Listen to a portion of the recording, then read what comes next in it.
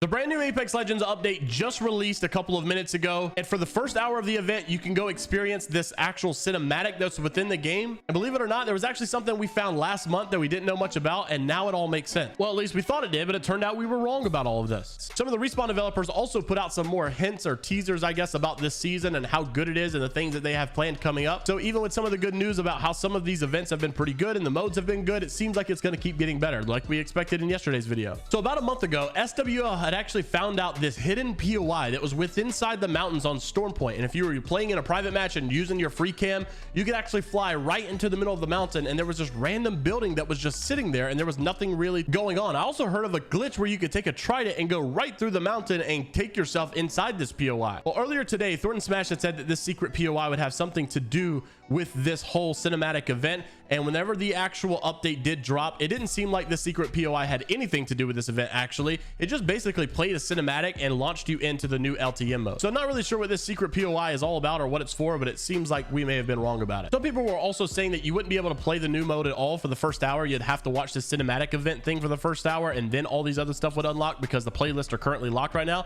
That's also not true, because you can actually just go play the cinematic event and it turns into the LTM once the cinematic is over. Now, the associate quality designer for Apex, Pav, also gave a little bit of hints or teasers about how things are going for Apex and the state of the events and stuff, saying that no spoilers are given here, but the events this season are some of our best. And of course, Apex has had some good events in the past, so to say that these are going to be some of your best is a bit of glimmer of hope, I guess, especially considering in the last video, if you haven't watched it already, we had predicted that this seems to be the case going in for the future of Apex after they launched their brand new little facility in New Madison, Wisconsin. A lot of people were saying that this new facility was geared towards making sure Apex always has good content that cycles around, rather than having some really good seasons and some filler seasons that get really boring. Now, unfortunately, because it was a server side update today, we didn't actually get an update on our game itself or any kind of patch. So all of these things on the Trello board seemingly did not get fixed today or did not get pushed into a patch today to actually come.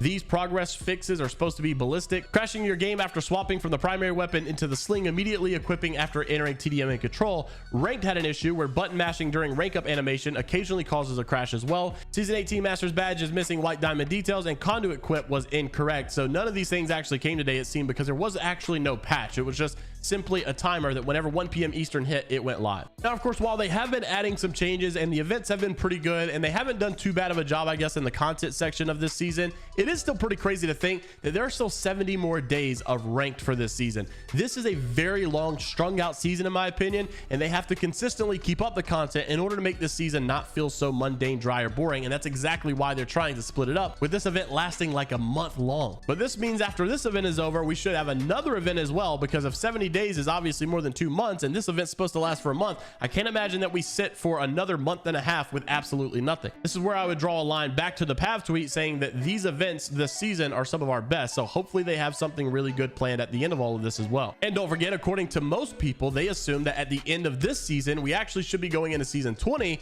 with a brand new map, according to a lot of them. And they also say that in this brand new map, it's supposed to bring back a lot of Titanfall related stuff with like Angel City stuff. We could even have an additional extra maps for like the mixtape playlist, which are smaller POI maps that are based upon the Titanfall maps as well. Of course, a lot of that stuff is just theorized, but of course we are expecting a new map pretty soon anyways, because we were supposed to get one usually this season, as they normally add a brand new map at the end of the year. And of course, this is the first time in a very long time that they didn't actually add a brand new map, and so many were expecting that it would actually come next season. So interested to see what you guys have to say about the update today and all things going on in Apex as well. Let me know what your thoughts are down below. Like the video, subscribe to the channel if you want to stay up to date all things Apex Legends news related. And don't forget, we're also going to be giving away the Lola Heirloom Prestige skin, so all you gotta do is like, comment, and subscribe. And until the next time, we'll see you all later, Gators.